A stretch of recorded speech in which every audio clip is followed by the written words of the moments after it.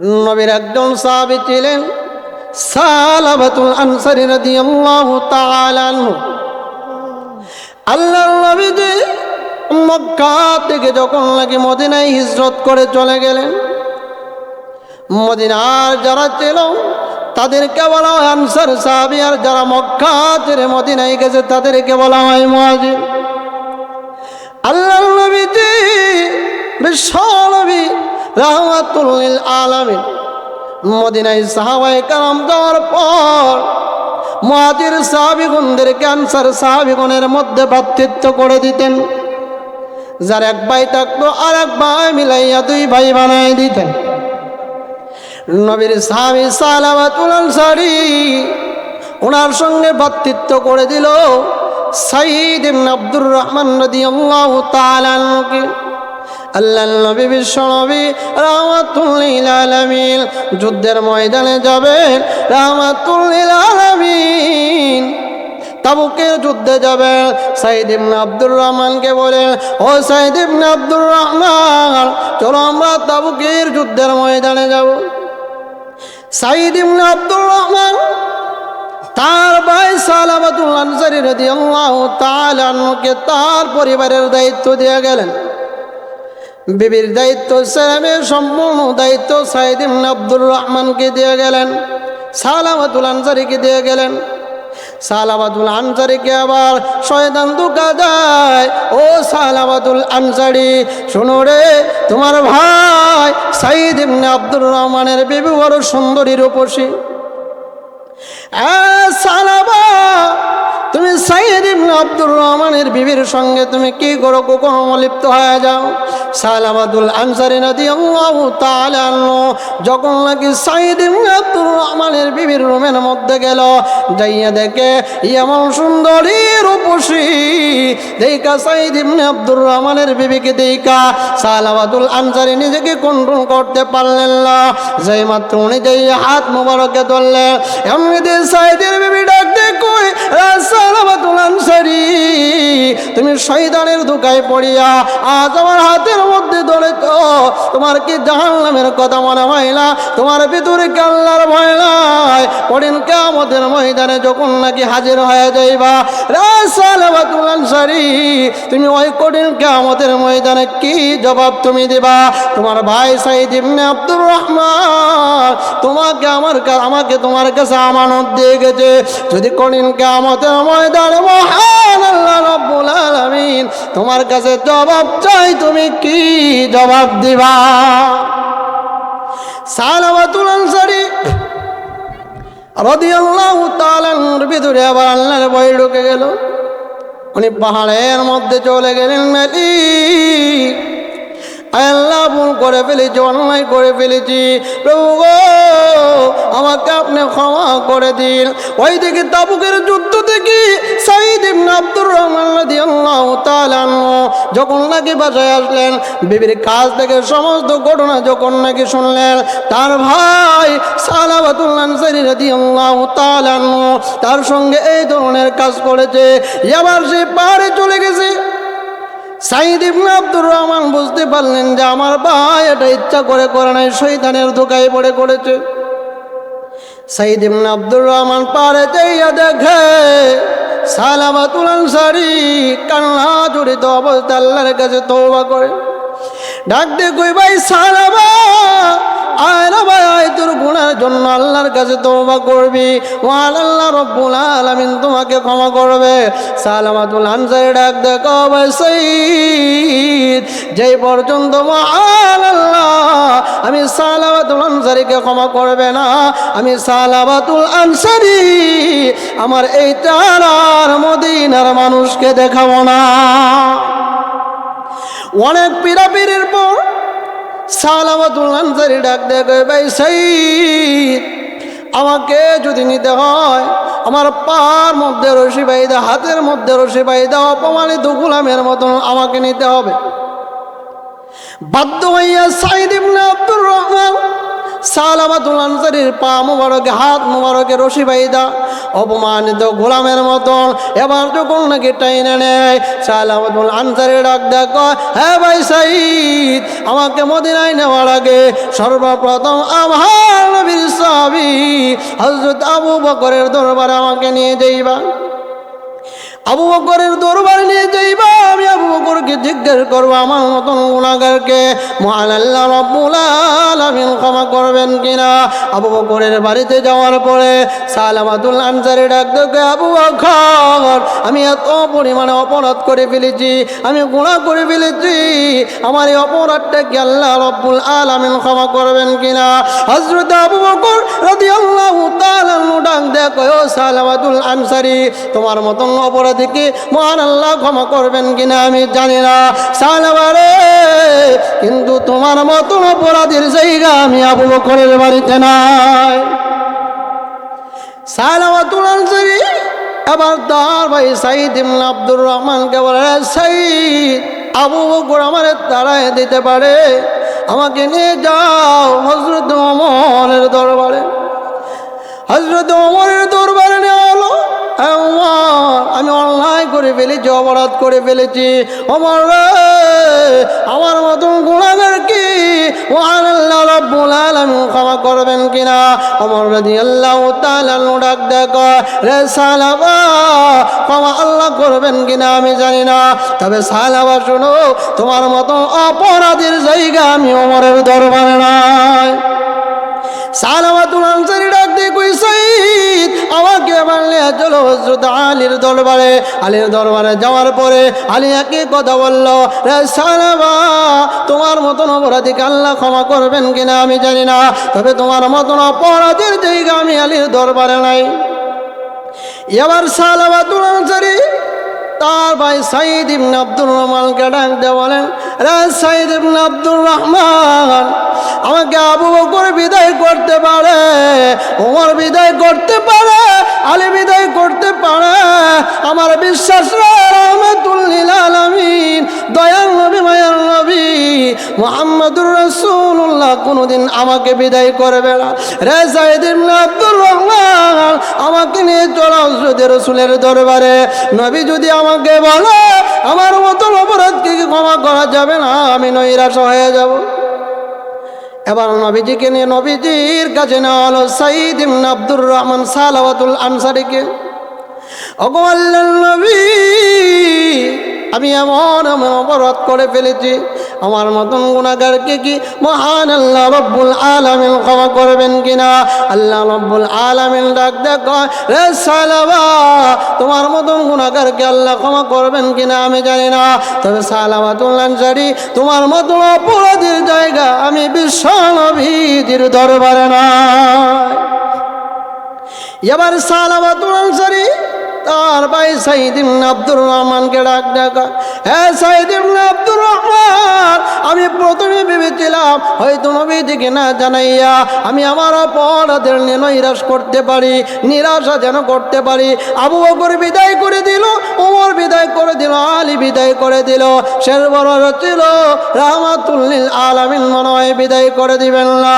যেহেতু রাহমাতুল লিল আলামিন আমাকে বিদায় করে দিয়েছে, ও সাইদ রশিদের দাও, যে পর্যন্ত রাহমাতুল লিল আলামিন খুশি না হবে, আল্লাহ খুশি না হবে, সেই পর্যন্ত আমি সালামাতুল আনসারী এই চারা মদিনার কোনো মানুষকে দেখাবো না। রশি যারা দিল, তার মেয়ে এবার ডাক দেখ, ও বাবা, তোমার প্রতি সাহাবায়ে কেরাম রাজি নারাজ, নবী করিম সাল্লাল্লাহু আলাইহি ওয়াসাল্লাম নারাজ।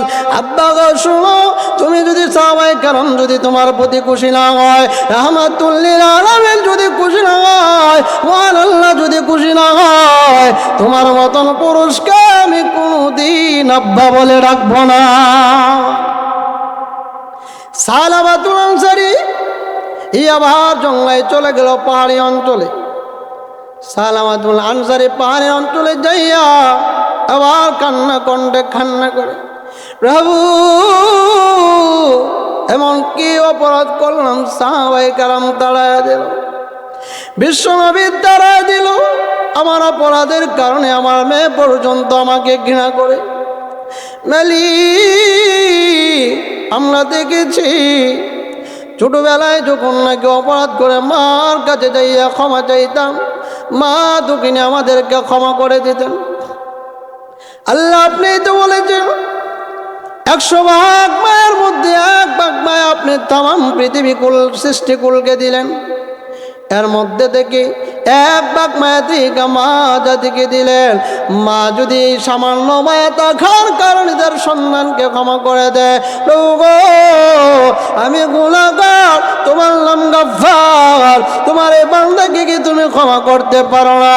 আল্লাহ রাব্বুল আলামিন সালাবাতুল আনসারীর তওবা কবুল করে জিবরাইলকে ডাক দিয়ে কই, জিবরাইল যাও আমার নবী রাহমাতুল লিল আলামিনকে যাইয়া বলো যে এই দুনিয়ার মানুষের মালিককে। সালাবাতুল আনসারীর তওবা কবুল করে জিবরাইল নবীজির কাছে এসে বলেন, ওগো নবীজি, মহান আল্লাহ বলেছেন এই পৃথিবীর সৃষ্টিকুলের মালিককে। নবী করিম বলেন, হ্যাঁ জিবরাইল, সমস্ত পৃথিবীর সৃষ্টিকুলের মালিক হলেন আল্লাহ। জিবরাইল বলেন, ওগো নবীজি, সৃষ্টিকুলের মালিক যদি আল্লাহ হয়, আপনার সাহাবী সালাবাতুল আনসারীকে কেন আপনি তাড়াইয়া দিলেন? এই মুহূর্তে আল্লাহ রাব্বুল আলামিন কোরআনের আয়াত নাযিল কইরা জানায় দিয়েছেন আপনার সাহাবী সালাবাতুল আনসারীর জিন্দেগির গুনাহ আল্লাহ ক্ষমা করে দিয়েছে। আল্লাহ নবীজি আমার আবু বকরকে বলেন, আবু বকর দেখো আমার সালাবাতুল আনসারী কোথায়? আবু বকর দাঁড়া গেল। হযরত ওমর বলেন, নবী আমাকে পারমিশন, আমিও যাব সালাবাকে আনার জন্য। ওমর বলেন, ওগো নবীজি আমাকে পারমিশন দিন, আমিও যাব। হযরত সালমান ফারসি দাঁড়ায় গেল, ওগো নবীজি আমি হলাম আপনার মুরব্বি সাহাবী, যদি সালাবাতুল আনসারীকে যাই একটা কথা বলি আমার কথা সে ফিরাবে না। 4 জন সাহাবী রওনা হয়ে গেল হযরত সালাবাতুল আনসারীকে আনার জন্য। যাইতেছে পাশে যাই এলাকার মানুষদেরকে জিগায়, ও এলাকার মানুষেরা সালাবাতুল আনসারীকে কি তোমরা দেখেছো? কয় না, সালাবাতুল আনসারী নামে কোন লোক আমরা চিনি না। কয় তোমাদের লোকটার পরিচয় কি? আমাদের লোকটার পরিচয় হলো সে গুনাহের ভয়ে কান্না করে, সর্ব আলোতে আল্লাহর কাছে ক্ষমা চায়। মানুষেরা ডাক ডাক, ও সাহাবীরা আমরা এমন কোনো মানুষ দেখছি না, তবে শোনো আমরা দেখেছি আমরা যখন রাত্রিবেলা যখন ঘুমায় যায় ওই পাহাড় থেকে একটা গুনগুন সরে কান্নার আওয়াজ আসে। সেই বলে কান্না করে, প্রভু গাছগাছালির মধ্যে পশু পঙ্খিরা ঘুমায় গেল, জঙ্গলার পাখিরা ঘুমায় গেল, প্রভু গো ওই বাসভবনের মানুষেরা তাদের সন্ধান নিয়ে আরামে ঘুমায়। আমি তোমার নাফরমান সালাবাতুল আনসারী ও অপরাধী হইয়া আজকে নৈরাশ হইয়া তোমার দরবারে আসলাম। ওগো মালিক আমি দেখেছি মায়ের কাছে অপরাধ কইরা সন্তান ক্ষমা চাইলা ক্ষমা করে দেয়। মালিক গো আমি সালাবার যদি ক্ষমা করে দাও তুমি আল্লাহর সম্মানের কোনো ক্ষতি হবে না, আর যদি ক্ষমা না করো তাহলে তোমার সম্মান কোনো দিক দিয়ে পারবে না। এই বলে বলে কান্না করে হযরত আবু বকর বলেন, ওমর মনে হয় ওই সাহাবী হযরত সালাবাতুল আনসারী হবে। চইলা গেল পারে যাইয়া দেখে সালাবাতুল আনসারী কান্না সাজদায় পড়ে কান্না করে। আবু বকর যাইয়া ডাক দিল, হে সালাবা আয় মদিনায় যায়। সালাবাতুল আনসারী বলেন, ওগো নবীজির সাহাবী আবু বকর আমি কণ্ঠে বুঝেছি আপনি হযরত নবী করিমের সাহাবী আবু বকর। আবু বকর শুনো, যেই পর্যন্ত আমি মহান আল্লাহর ঘোষণা না পাবো আমি সালাবাতুল আনসারীকে ক্ষমা করা হয় নাই, সেই পর্যন্ত আমি সালাবাতুল আনসারী সাজদা থেকে মাথা উঠাবো না। হযরত আবু বকর ডাক দিয়ে কইরে, সালাবাতুল আনসারী মহান আল্লাহ ঘোষণা দিয়েছেন তোমার মতন গুনাহগারকে আল্লাহ তাআলা জিন্দেগির গুনাহ ক্ষমা করে দিয়েছে। এবার হযরত আবু বকর ওমর আলী, সালমান ফারসি এবং সালাবাতুল আনসারী 4 জন সহকারে 5 জন সাহাবী আবার রওনা হয়ে গেল রাসূলের দরবারে যাবে। যাওয়ার পথে মদিনার মসজিদের কাছে যখন লাগি গেল, হযরতে বিলাল মদিনার মসজিদে ফজরের আযান দেয়। নামাজের টাইম হয়ে গেল, সাহাবায়ে কেরাম মদিনার মসজিদে ঢুকলেন। নবীজি ফজরের নামাজে দাঁড়া গেল। নামাজের মধ্যে নবীজি সূরা তাকাসুর পড়েন, আল্লাকুমুত তাকাসুর। যেই মাত্র এই কথাটা এই আয়াতটা যখন নাকি পড়লেন, আল্লাহ নবী সহকারে সমস্ত মুসল্লিয়ানে কেরাম সাহাবীরা বিকট একটা আওয়াজ শুনতে পাইলেন, হাত্তা যুরতুমুল মাকাবির। এই আয়াত যখন বললেন আবার একটা কান্নার আওয়াজ শোনা যায়। নামাজ শেষ হয়ে গেল, আল্লাহ নবী ডাক দেওয়ার সাহাবীরা, রে নামাজের মধ্যে এরকম বিকট আওয়াজ কে করলো? সমস্ত সাহাবীরা নামাজের পরে যাইয়া দেখে নবীজির ওই সাহাবী সালাবাতুল আনসারী আর দাঁড়ানো নাই, অজ্ঞান হইয়া জমিনের মধ্যে পড়ে গেছে। হযরত সালমান ডাক দিয়ে কই, ওগো নবীজি, উনি আর কেউ নয়, উনি হলেন আপনার সাহাবী সালমান। কি হযরত সালাবাতুল আনসারী? আল্লাহ নবীজি সালাবাতুল আনসারীর কাছে আসলেন। নবীজি মাথাটা হাতাইয়া সালমানকে বলল, সালমান পানির ব্যবস্থা করো। সালাবাতুল আনসারীর মাথায় পানি দাও। সালমান ফারসি বুকের মধ্যে হাত দিয়া এবার পরীক্ষা করে বললেন, ও গো নবীজি, আর পানি দিতে হবে না, আপনার সাহাবী সালাবাতুল আনসারী আর দুনিয়াতে নাই, জিন্দেগির জন্য বিদায় হয়ে গেছে। এবার তার মেয়ে এইসব বাবা লাশের দ্বারা কান্না করে, আব্বা, আপনাকে আমি বলেছিলাম যে পর্যন্ত সাহাবায়ে কেরাম আপনার প্রতি খুশি না হবেন, নবী আপনার প্রতি খুশি না হবে, আল্লাহকে যদি আপনি খুশি না করতে পারেন, আপনার মতন পুরুষকে আমি আব্বা বলে ডাকবো না। ও আব্বা, আপনি তো আপনার ওয়াদা পূরণ করলেন, সাহাবীরা আপনার প্রতি খুশি, নবী যে আপনার প্রতি খুশি, মহান আল্লাহ আপনার প্রতি খুশি হয়ে গেছে।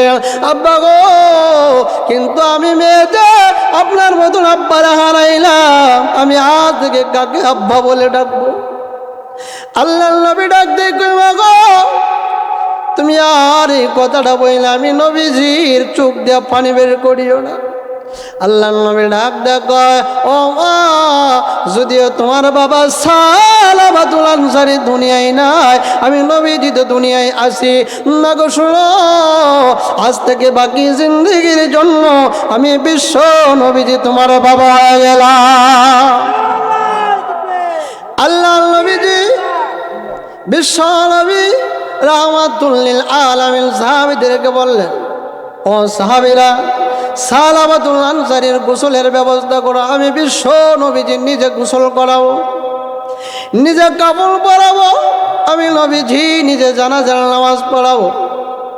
আল্লাহ নবী বিশ্ব নবী রাহমাতুল লিল আলামিন সালাবাতুল আনসারীর নামাজে জানাজা পড়াইয়া দাফন কইরা যখন নাকি আল্লাহ নবী বিশ্ব নবী রাহমাতুল লিল আলামিন যখন নাকি হাঁটেন, নবীজি পা গুলা আঙ্গুলের উপর ভর দিয়ে দেয়া মোড়াগুলা উঁচায় উঠায় হাঁটেন।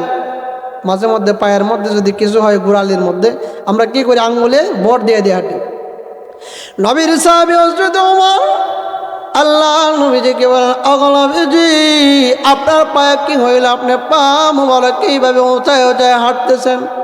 আল্লাহ নবী ডাক দেখো, ওমর, আমি বিশ্ব নবীজির পায়ে কিছু হইলে ওমর, আমার সালাবাতুল আনসারী রাদিয়াল্লাহু তাআলা আল্লাহকে খুশি করার জন্য, নবীকে খুশি করার জন্য গুনার প্রতি অনুতপ্ত হইয়া এমনভাবে তওবা করেছে, মহান আল্লাহ রাব্বুল আলামিন আমার সাহাবী সালাবাতুল আনসারীর প্রতি এমনভাবে রাজি আর খুশি হয়েছেন। আল্লাহ রাজি আর খুশি হইয়া সালাবাতুল আনসারীর জানাজার মধ্যে এমন পরিমাণে রহমতের ফেরেশতা আল্লাহ তাআলা আকাশ থেকে দুনিয়ার জমিনে নাজিল করলেন, সেই পরিমাণের ফেরেশতার কারণে আমি বিশ্ব নবীজি পা মোবারক ফালানোর মতন জায়গায় জমিনে নাই। রাত্র যখন গভীর হয়ে যায়, মা দুঃখিনী তাকাইয়া দেখে বাবা ঘুমায়া গেল। গর্ভধারণী মা তার সন্তানের মায়ায় মা দুঃখিনীকে ঘুমাইতে দেয় নাই। মা তার সন্তানের জন্য ওই মা দুঃখিনীর চোখের মধ্যে ঘুমায়। সন্তান পাড়ায় পাড়ায় ঘুরে ঘুইরা ঘুইরা যখন কোনো জায়গায় জায়গা পাই না, গভীর রজনীতে সব মা মা বলে যখন ডাক দেয়, মা দুঃখিনী ঘরের দরওয়াজা কোটা কোলার খুইলা দেয় আর ডাক দেয়, কয় রে বাবা আয়, তোর বাবা তোর উপর সেই রাগ করেছে, তোরে যদি ধরতে পারে আজকে উপায় নাই। তখন মা ডাক দেয়, বলতো ভাই আজ থেকে আর কোনোদিন কি দুষ্টামি করবে কিনা? আমরা কইতাম যে আর কি করতাম না, দুষ্টামি করতাম না। ওই দুঃখিনী মা সঙ্গে সঙ্গে আমাদেরকে বুকে টানাইয়া নিয়ে বলতো, আরে বাবা আজ থেকে আর দুষ্টামি করিস না। মার তো আমাকে ঘুমাইতে দিল না। আল্লাহ রাব্বুল আলামিন বলেন, বান্দা রে তোর মাকে আমি আল্লাহ তাআলা 100 ভাগ মায়া দিকে আমি আল্লাহ একটা গুণ মায়া পৃথিবীর মানুষ এবং তাম সৃষ্টিকুল জাতিকে আমি আল্লাহ দিলাম। ওই সামান্য মায়া থেকে আমি মহান আল্লাহ মা জাতিকেও দিলাম, কিন্তু সামান্য মায়া থাকার কারণে তোর মা ঘুমাইল না। আল্লাহ রাব্বুল আলামিন বলেন, বান্দা রে 1 গুণ থাকার কারণে যদি তোর মা ঘুমাইল না, আমি যে মহান আল্লাহ 99টা গুণ নিজের কাছে রাখলাম, ওই আল্লাহ আমি কিভাবে ঘুমায়া যা? আল্লাহ বলেন, লা তাখুযুহু সিনাতু ওয়ালা নাওম।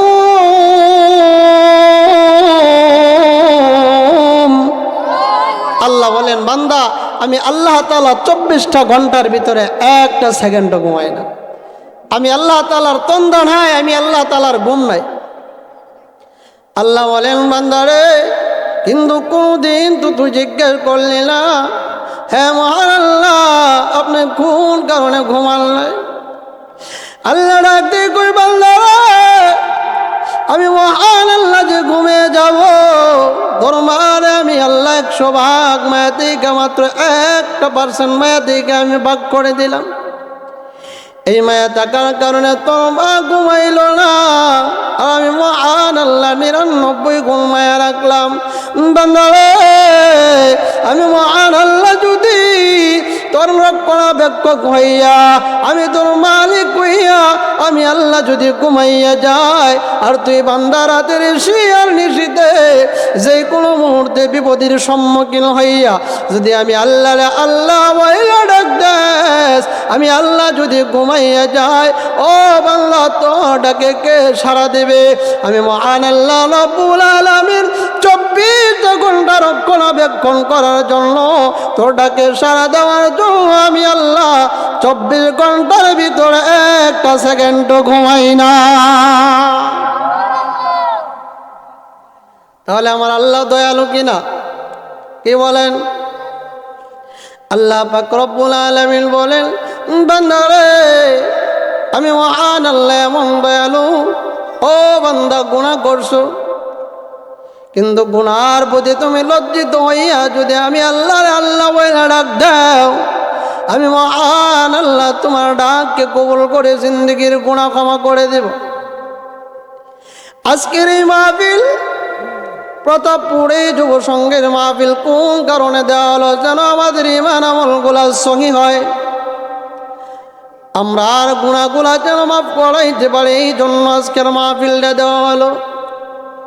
আল্লাহ রাব্বুল আলামিন বলে, হ্যাঁ বান্দা গুনাহ করছো, গুনার প্রতি যদি লজ্জিত হইয়া যদি আমি মহান আল্লাহর একবার যদি আল্লাহ বইলা ডাক দাও, আমি মহান আল্লাহ রাব্বুল আলামিন তোর ওই ডাককে কবুল করে জিন্দেগির গুনাহ মাফ করে দিব।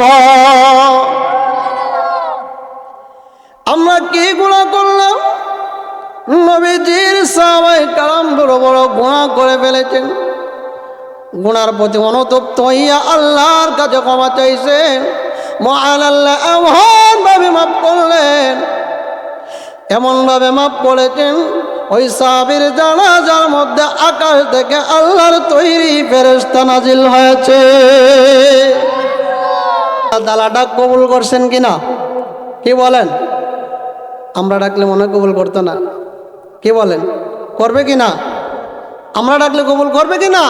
অবশ্যই আল্লাহ তাআলা করবে। আল্লাহ তাআলা বলেন যে মানুষ গুনাহ কইরা নৈরাশা হইও না, আমি আল্লাহ তাআলার কাছে যদি চাও আমি আল্লাহ অবশ্যই কি করব? ক্ষমা করব।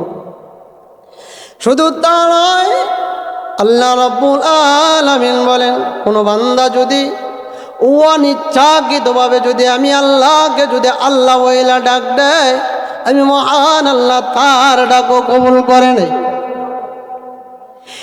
এক মূর্তি পুজো, নিজের হাত দ্বারা মূর্তি বানাইয়া মূর্তির পূজা করে ইয়া সনম বলে 40 বছর পর্যন্ত ডাকলো।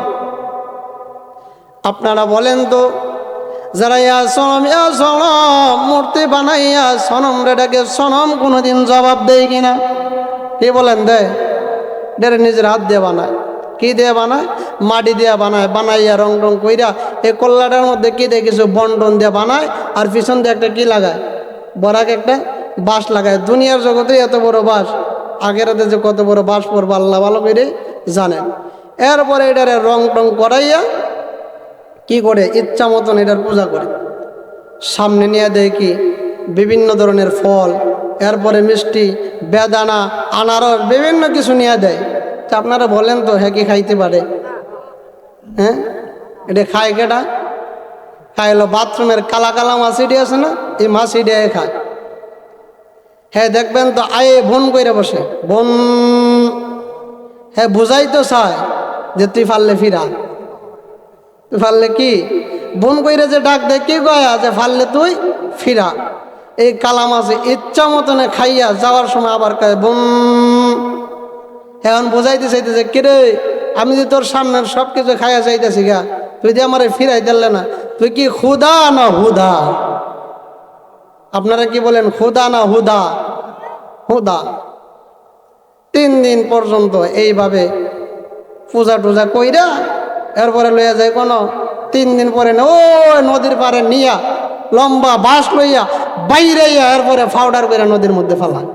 ওই সময় কি কইতে পারে না, কিরে এই 3 দিন দিয়ে বড় আঙ্গুরা বেল খাওয়াইছস, নিজের হাত দিয়ে মায়া কইরা বানাইছস, এখন দিয়ে আমার পাউডার কইরা ফালাই দিতেছ, আমি কি অপরাধ করলাম? কি বলেন, কইতে পারে? হ্যাঁ, নবী করিম সাল্লাল্লাহু আলাইহি সাল্লাম একদিন রাস্তা দিয়ে যায়, তাকায় দেখে এক ইহুদি এক মূর্তি বগলের নিচে ঘুরে লয়ে হাইটে হাইটে যায়। রসুল ডাক দেখো, এ ভাই তোমার বগলের নিচে এটা কি? কই মোহাম্মদ সাবধানে কথা বইল, এটা আমার মাহবুদ। কতি তুমি যে লয়া লয়া হাঁটো, আমার মাহবুদ হাঁটতে পারেন, এর লাগে লয়া লয়া হাঁটে। দেখেন গিলু কেমন নষ্ট হয়েছে, বান্দায় মাহবুদের লয়া হাঁটে। কাছে বুঝলাম তোমার বান্দা হাঁটতে পারে না, কথা বলতে পারে না, লয়া লয়া হাঁটো। তে তোমার বান্দার তো কি মাহবুদের তো কয়েক কোটি হাত থেকে তোমার এই খুদার দেখা যায় 2টা হাত, এর মাঝে দেখা যায় একটা ভাঙ্গা, একটা হাত ভাঙ্গা আর একটা আছে, এক হাত কি হয়েছে? কয় মোহাম্মদ কইটা আমি নিজেই বাইরে ভাঙছি। বান্দায় কার হাত ভাঙছে? খুদায়, বান্দায় খুদার হাত ভাঙ গেলিস। কোথাইলে কেমন? কোথাইলে শোনো তো মোহাম্মদ, আমি একদিন রওনা হইলাম সফরও, তো ভাবলাম যে সফর পথে কত আফত বললেই তো দেখে, তো মাহবুদে যদি সাথে লয়ে লাই আফত বললা কিছু ফিরব নে। যাইতাছি বহু দূর যাওয়ার পরে আমার ধরছে একটু প্রস্রাবে, তো ভাবলাম মাহবুদরে লইয়া যদি প্রস্রাবে বই তাহলে মাহবুদ তো দিককে লাইব লজ্জাস্থান, তো মাহবুদরে এক জায়গায় দাঁড় করাইয়া আমি প্রস্রাবখানায় বসলাম। এখন দেখা যায় আমি প্রস্রাব করার আগে মাহবুদরে যেই জায়গায় দাঁড় করায় যে এই জায়গায় শীষের আওয়াজ শোনা যায়। এখন ফিসের চাইয়া দেখি যে আমার আগে কুত্তাইয়া আমার মাহবুদের সিলিমেশন চাইয়া দিছে। আর কুত্তার একটা অভ্যাস দেখবেন, হ্যাঁ জীবনে কোনোদিন নিচা জায়গা পেশাব করে না, করতো পারেও না। কোন জায়গাত করব? মাটির টিলা, বনের কঞ্চি, ঘরের বেড়া, যত ধরনের গাছের টিলা, এই বড় ধরনের কি আছে উঁচা উঁচা জায়গা আছে, এই জায়গাতে পেশাব করবো। কয় মোহাম্মদ যখন দেখি পিছনে চাইয়া যে কি কুত্তা হেরে বিজাই লইতেছে, তখন আমি পেশাবটা কইরা আমার মাহবুদের দ্বারো গিয়া একটা লাঠি লইলাম, লইয়া কইলাম, কিরে মাহবুদ কুত্তায় তোর পেশাব করে দিল, তুই ফিরাইতে পারলে না। এই কথাটা কই একটা বাড়ি মারছি, তাই বাড়ির সঙ্গে সঙ্গে আমার মাহবুদ ফইরে গেছে গা, ফইরে একটা হাত ভাঙে গেছে। রসুল গো নির্বোধের দল, এরপরও তোমরা বোঝো না এটা যে তোমাদের আসল মাহবুদ না। ওই মূর্তি পূজক নিজের হাত দ্বারা মূর্তি বানাইয়া সনম সনম বইলা ডাকে। একদিন মূর্তি পূজকের জবান দিয়া ভুল কমে বের হয়ে আসলো সনমের জায়গায় সমাদ। আপনারা বলেন তো সমাদ কার নাম? আর আওয়াজ করে বলেন সমাদ কার নাম? যে মাত্র সমাদ নামটা বের হয়ে আসলো, আর দেখবেন তো যে জিনিসটা বারবার জবা হয়, এক জায়গায় একটা কথা যদি বারবার বলা হয়, একটার জায়গায় আর একটাই বলে। আমরা ছোট সময় মাদ্রাসাত গেলে একটাই কইতাম, ক্লাসের আগে তো কি একটু ফাঁক থাকে না সময়, ওই সময় কইতাম কোসেন রে তুই গণ গণ কোসেন কাঁচা গাপ ফাঁকনা গাপ। তখন যখন গণ গণ কইতো কাঁচা গাপ ফাঁকনা গাপ, এক পর্যায়ে দেখা যায় মুখ দেওয়া পড়তো কাঁচা বাপ ফাঁকনা বাপ, গাফের জায়গায় কি হইতো? বাপ হইতো। ওই মূর্তি পূজক নিজের হাত দ্বারা মূর্তি বানাইয়া সনম সনম বইলা ডাকে। ভুল কমে একদিন জবান দিয়া ওই মূর্তি পূজকের জবান দিয়া সনমের জায়গায় সম শব্দ বের হয়ে আসলো। এমনিতে গাইবি থেকে আওয়াজ, কেন আমার বান্দা এতদিন পর আমি আল্লাহর সমান নাম নিয়ে ডাক দিছ। মূর্তি পূজক আশ্চর্য হয়ে গেল যে নিজের হাত দ্বারা মূর্তি বানাইয়া একদিন নয়, 2 দিন নয়, 40 বছর ডাকলাম, কিন্তু সনম আমার ডাকের কোনো সাড়া দেয় নাই। আজকে আমার মুখ দিয়া ভুল কমে চলে আসলো সমাজ, কিন্তু সমাজ নামটা দেখে জানে গাইবি দেখে আওয়াজ দেয়, কে রে বান্দা তুই আমার কোন কারণে ডাক দিয়েছস? আল্লাহ কোরআনে বলেন, وَنَحْنُ أَقْرَبُ إِلَيْهِ مِنْ حَبْلِ الْوَرِيدِ।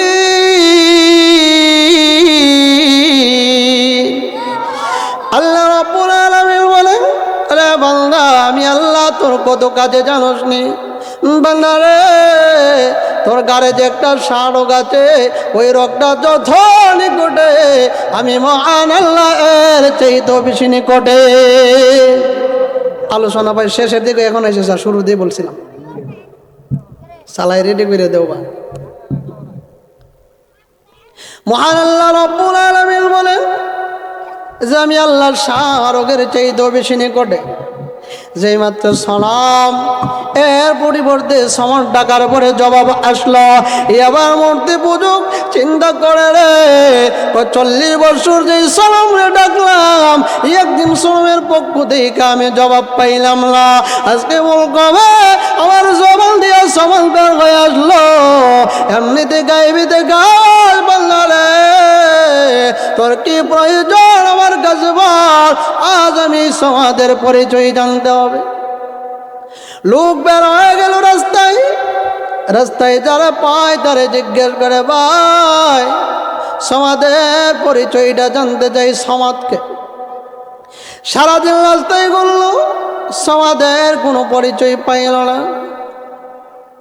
সন্ধ্যা হয়ে গেল, এবার মূর্তি পুজো ও সন্ধ্যা যখন হয়ে গেল, আবার মসজিদের মধ্যে যাইয়া এই মূর্তি পূজক ডাক দেখো, শুনে কোন মুসলমান, আমি সমাজের পরিচয় জানতে চাই। মসজিদ থেকে কেউ বের হয় না, হঠাৎ বের হলো মসজিদের ইমাম সাহেব। কে রে বান্দা তুমি কে? তুমি সমাজের পরিচয় জানতে চাইলে। এবার ওই মূর্তি পুজো ডাক দেখো, ইমাম সাহেব একদিন নয় 2 দিন নয় 40 বছর পর্যন্ত নিজের হাত দ্বারা মূর্তি বানাইয়া আমি মুক্তির সনম সনম বইলা ডাকলাম, একদিন মূর্তি আমার জবাব দিল না। আমার বল কবে মুখ দিয়া সনমের জায়গায় আজকে সমাজ শব্দটা বের হয়ে আসলো। এমনিতে গাইবিতে গাছ বাংলারে তোর কি প্রয়োজন আছে আমার কাছে বল। রব্বুল আলামিন ও ইমাম সাহেব আমি জানতে চাই, সমাজের পরিচয়টা জানতে চাই। ইমাম সাহেব ডাক দেখ, ও নাফরমান, এই সমাদার কেউ নয়, সমাদ হলো মুসলমানদের আল্লাহর নাম। ইমাম সাহেব বললেন, সমাদ হলো মুসলমানদের আল্লাহর নাম। এবার মূর্তি পূজক বলে, ইমাম সাহেব আমার একটু সুযোগ দেন, আমি গোসল করতে যাব। ইমাম সাহেব বলেন, মূর্তি পূজক তুমি কোন কারণে গোসল করতে যাইবা? ও ইমাম সাহেব, 40 বছর পর্যন্ত সনম বইলা ডাকলাম, সারা পাইলাম না। ইমাম সাহেব আর দেরি করতে চাই না, আমি সমাদের পরিচয় পেয়ে গেলাম, আর দেরি করতে চাই না। গোসল দিয়ে এসে ইমাম সাহেবকে বলে, ও ইমাম সাহেব আর দেরি করতে চাই না, এই মুহূর্তে আমাকে কালিমা পড়াইয়া জিন্দগির জন্য মুসলমান বানায় দেয়। তাইলে আমার আল্লাহরে যদি কেউ অনিচ্ছাবশত ডাকে, আল্লাহ কবুল করে কিনা? বেঈমানে যদি আল্লাহরে অনিচ্ছাকৃত ডাইকা যদি কবুল করাইতে পারে, আমরা তো ইমানদার হই। কি বলেন? ইমানদার হই। ইমানদার না? আমার নামে তো ইমানদার। ইমান তো হালকা হইলে আমরার আছে, একবারে তো বেঈমান না। টুপি পাঞ্জাবি তো ইমান আছে বললেই পড়ি। কি কন? আমরা ইমানদার ঠিক আছে, কিন্তু আমরা ইমানে কি আছে? বেজাল আছে। আমরা ইমানটা হইল কুসু পাতার যে পানি তৈলে দেখেন না, খালি লড়ে। আমরা ইমানটা আমরা লড়ে সরে ফেলি। আমরা ইমানটা কি করে? লড়ে সরে। সামনে আইতেছে নির্বাচন, এই নির্বাচনের সময় দেখবেন কত মানুষের ইমান যে কত রকম হয়, কত মানুষের ইমান যে কত রকম হয়। টেকার কাছে বুট বিক্রি করব। কি করব? টেকার কাছে বুট বিক্রি করব। আইসা প্রার্থীরা এসা বাড়ি বাড়ি ডাকবো। আর প্রার্থীরাও খুব খারাপ। আমরা সমাজের যে নির্বাচনের প্রার্থীগুলো, এটা কি? এটা ভালো করেই জানে সমাজের মধ্যে যে একটু নেতা ফেতা আছে গোষ্ঠীর, এই নেতা ফেতাটির দ্বারো যায়। রাত 12টা বাজে যে ইয়ে ডাক দিব, কেউ মুখ চাচা বাড়িতে আছেন নিও?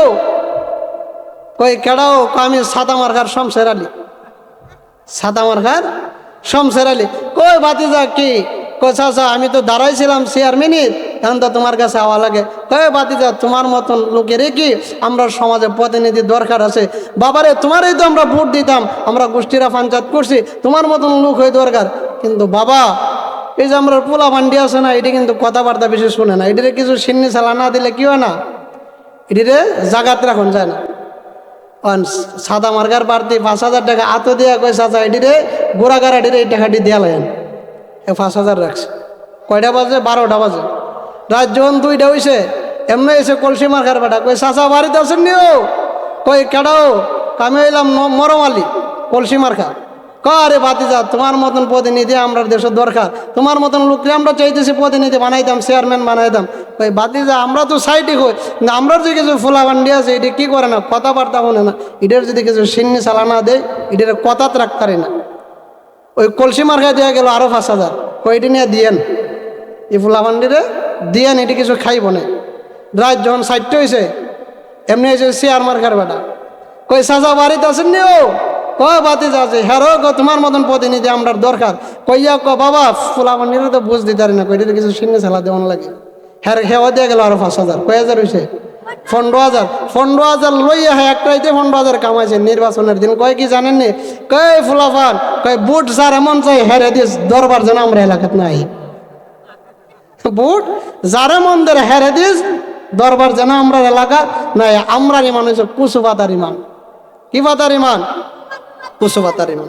তাইলে আল্লাহ তাআলা যদি একজন বেদুইন বেঈমানের কি ডাক যদি শুনতে পারে, আমরা তো কি হইলাম? ইমানদার। অবশ্যই আল্লাহ তাআলা আমরার দোয়া কবুল করবে।